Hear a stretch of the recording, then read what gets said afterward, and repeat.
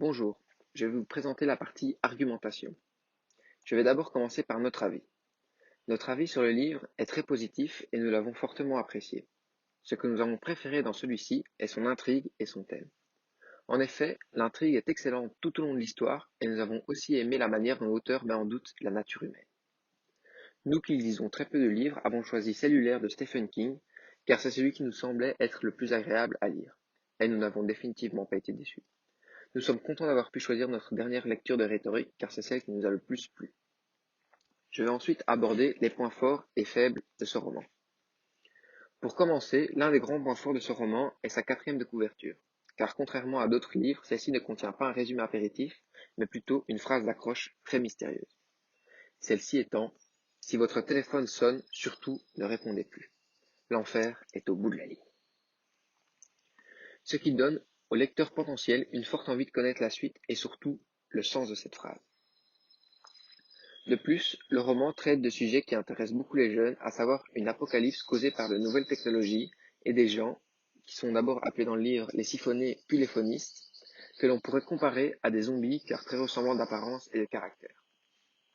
À ce sujet particulièrement intéressant vient s'ajouter une forte intrigue.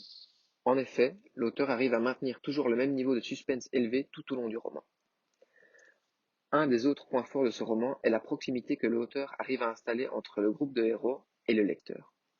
L'auteur écrit d'une telle manière que le lecteur arrive à se sentir si proche des héros qu'il en serait lui-même un. Par ailleurs, le roman nous amène aussi à mener une longue réflexion intéressante sur nous-mêmes tout au long de la lecture. La question que l'auteur nous amène à aborder est comment réagirions-nous si nous nous retrouvions dans la même situation que les héros, à savoir une utilisation intensive des technologies qui dégénèrent. Pour clôturer les points forts de ce roman, nous qui ne sommes pas de très grands lecteurs, notre première impression a été de nous dire que le livre avait l'air sympa mais qu'il était très long. Cependant, il s'avère que nous avons été surpris car malgré ses plus de 500 pages, le roman se lit très vite. Malgré tous ces points forts, nous avons pu relever quelques points faibles ou défauts à ce roman selon nous.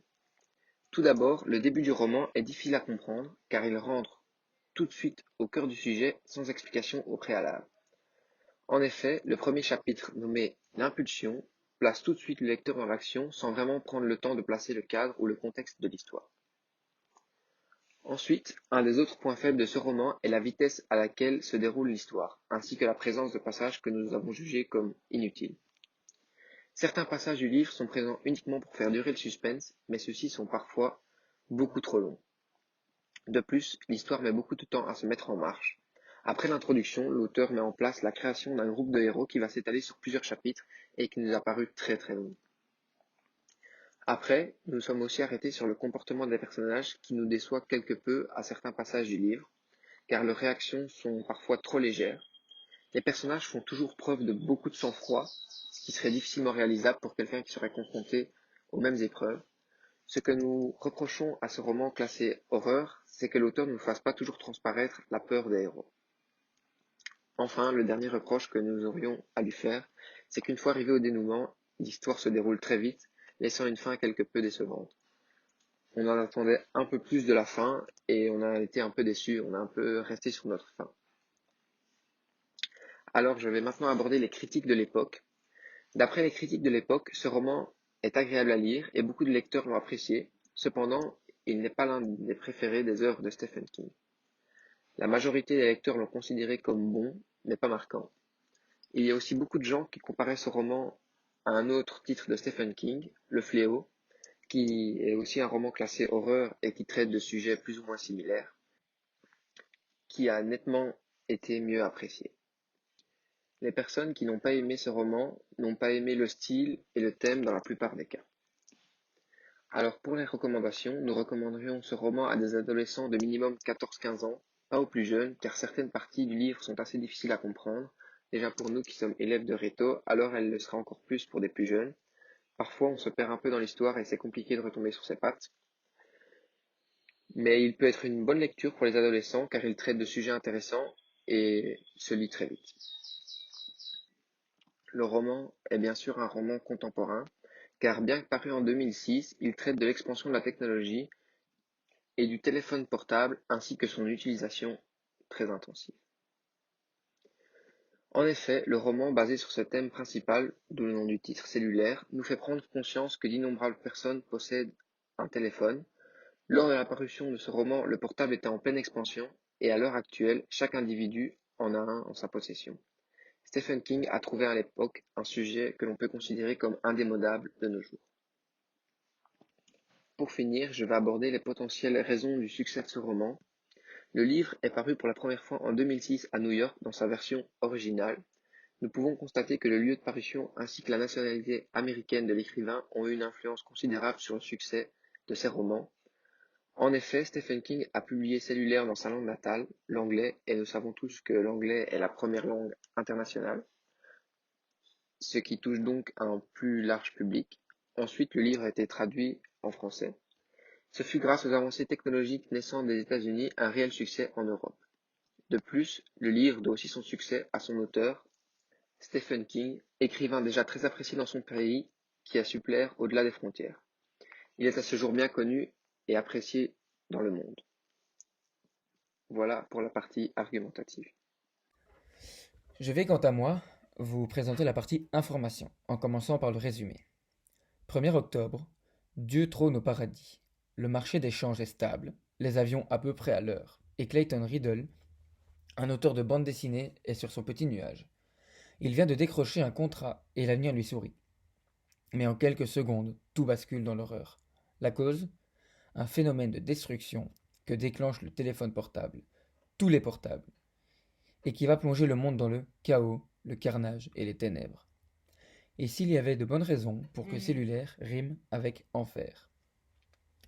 Je vais maintenant vous parler de l'auteur et de son livre. Le livre Cellulaire a été écrit par Stephen King, qui est un écrivain américain de 72 ans. Il a publié son premier roman à 30 ans et est devenu très rapidement connu dans le domaine de l'horreur, mais également dans le domaine de la fantasy, du policier, de la science-fiction et du fantastique. Dans les années 80, sa notoriété atteint son apogée.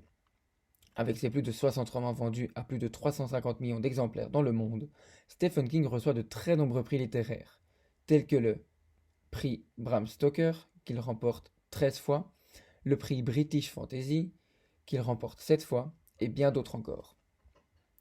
Cellulaire est publié en 2006 et sera classé 8e meilleure vente aux États-Unis, lieu de sa parution. Il sera pendant 3 semaines placé premier sur la New York Times Bestseller List et restera bien placé sur cette liste 10 semaines au total. Pour de nombreuses personnes, ce livre symbolise le retour de l'horreur pour Stephen King, avec un climat post-apocalyptique assez proche d'un autre de ses livres, Le Fléau, dont nous avons parlé dans l'autre partie. Un journaliste du New York Times dit qu'il dresse un tableau sombre de la nature humaine, que le roman débute et se termine sur de bonnes bases, malgré des longueurs au milieu du récit. Il va de soi que ce livre n'est pas adapté au jeune public, vu les descriptions parfois dignes d'un film gore. Les grands thèmes abordés dans ce livre sont les zombies, la technologie et ses dangers, l'utilisation massive des téléphones et d'autres encore. Dans ce roman, Stephen King diabolisera l'utilisation abusive des téléphones en transformant les personnes qui en utilisent en zombies sans cervelle qui ne cherchent qu'à tuer. Les deux héros sont d'ailleurs des personnes qui n'utilisent que très peu leur téléphone ou qui n'en ont pas du tout. Cellulaire a été adapté au cinéma en 2006 sous les différents noms Cell Phone ou L'appel des zombies en fonction des pays d'adaptation. Ce film a été une déception générale car il a été jugé non réussi et trop éloigné du livre d'origine. De nombreuses personnes disent déjà que le livre Cellulaire n'est pas du tout le plus réussi de Stephen King. Ils disent même que le grand Stephen King aurait dû faire bien mieux. Et étant donné que le film ne s'est pas du tout, ou du moins très peu, inspiré du livre, il n'a eu aucun succès positif. De plus, lorsque l'on compare les personnages du livre, qui sont relativement bien décrits, et ceux du film, une invraisemblance est clairement présente. En effet, un certain Tom dans le livre est décrit comme un petit homme blanc, tandis que dans le film, nous allons nous retrouver face à un homme noir qui a une carrure assez imposante. De quoi déstabiliser les lecteurs ayant apprécié le livre et voulant voir le film. Le rapport entre le titre et la fiction. Donc le titre cellulaire est selon nous très bien choisi puisque le virus qui transforme les habitants en zombies se transmet par le biais des téléphones cellulaires. C'est donc selon nous un titre parfait pour cette fiction. Et pour finir, le rapport couverture-fiction. Lorsque j'ai parcouru les différentes couvertures qui existent, j'ai pu constater une certaine ressemblance entre celles-ci. En effet, pour la plupart, elles représentent des téléphones dégageant des ondes, ou des personnes qui crient et deviennent folles au contact de ces ondes, du sang, qui est sûrement le sang des victimes faites par les zombies. Nous pouvons apercevoir sur certaines couvertures une ville en feu, et on peut clairement supposer que cette ville en feu, c'est la ville où les héros seront, du moins au début de l'histoire, qui, une fois dans le chaos, sera totalement en feu. Donc, euh, donc les couvertures sont généralement très bien choisies pour la fiction. Je vous remercie donc de votre écoute et j'espère que cet exposé, bien que différent des autres, vous aura plu. Voilà, au revoir.